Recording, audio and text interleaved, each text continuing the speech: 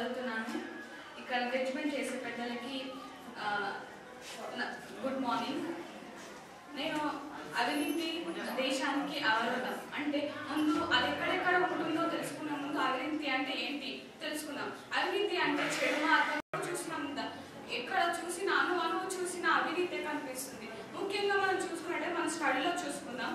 స్టడీలో మనము కేజీ నుంచి పీజీ వరకు ఫస్ట్ వస్తున్నా కూడా మనం జాబ్స్ విషయంలో వెళ్ళేసరికి మనకు జాబ్ రావట్లేదు. ఎందుకు? చదువు రాని వ్యక్తి, అదే డబ్బున్న వ్యక్తి ముఖ్యంగా అతను ఉద్యోగం ఇచ్చే వ్యక్తికి నిరోధించాలి.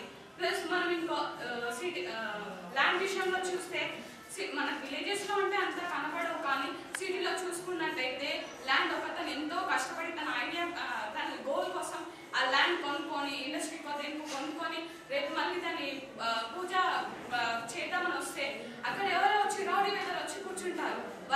వాళ్ళకు ఆ సపోర్ట్ ఏముంటుంది? రాజకీయ సపోర్ట్ ఉంటుంది.